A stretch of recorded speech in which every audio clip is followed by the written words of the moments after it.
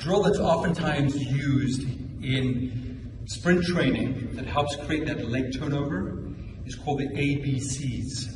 And real simple, it's not an acronym for anything, it's just a sequence of movements we want to do. The A is simply a high knee. But the problem is this is not a high knee activity because look how I'm leaning backwards. It's about having this position right here and then getting the high knee right here. All right? Now, another thing to think about is when people go into a high knee position, look at my foot. My foot is pointing to the ground. You would never run that way. So the idea is when you're in this position and you're starting to lean forward, is as you lift, try and keep the foot somewhat parallel to the floor, because that's going to require you to do what? Correct before you foot strike. All right, so start in this position, get to that lean, simply drive up. And you would start by walking across the distance. Maybe that distance is 15 yards, 25 yards, and over time becomes more of a jog. The B is what we call a leg kick. Now, this is a kick of a ball, like a soccer kick. We're not doing that. We are teaching the high knee and then the kick out. And so we're creating this circular motion. So we're here, you come up, you drive the knee up, and then you kick it out. And then you are going to imagine pawing the floor. So like you are using the underside of your foot to paw the floor. All right?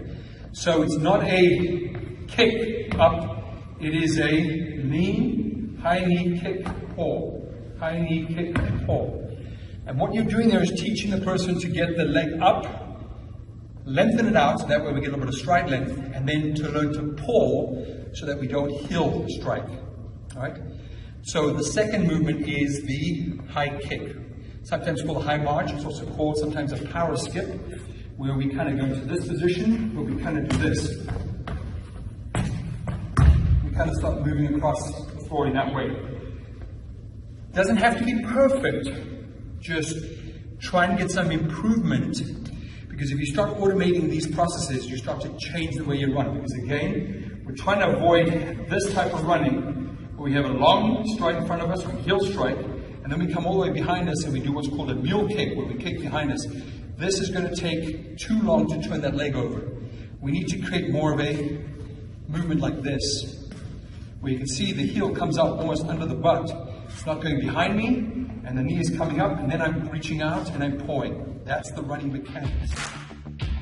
So the A, B work on the front side. The C is the butt kick. So what we're teaching you to do is how to butt kick. Now the problem with the butt kick is a lot of people do this, they kick behind them like that. That's called a mule kick, right?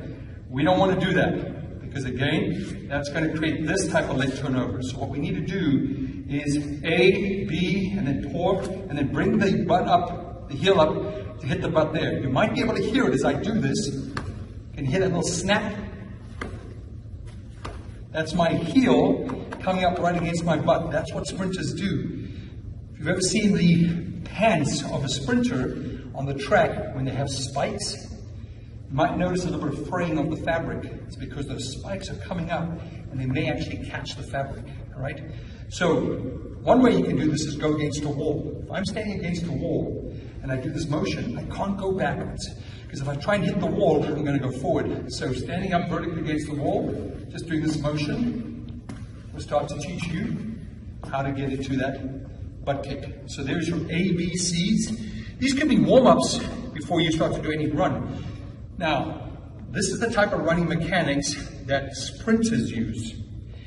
Generally, when it comes to distance running, it's a mixed bag. Some runners are still heel strikers, which means they favor stride length over stride frequency. Other runners tend to be more of a midfoot striker, which means they're pawing the ground, so they favor stride frequency over stride length. It's just a matter of your preference. I would suggest next time you get access to a treadmill, try both. Try the ABCs on the treadmill, try run with stride frequency, which means more of this pattern, and then try run with more of that pattern, and see which one feels better for you. Generally at lower intensities or lower speeds, you might be more of a stride length person, but as you decide to pick up speed, You have to become more of a strike frequency person, which means you're running more like a sprinter.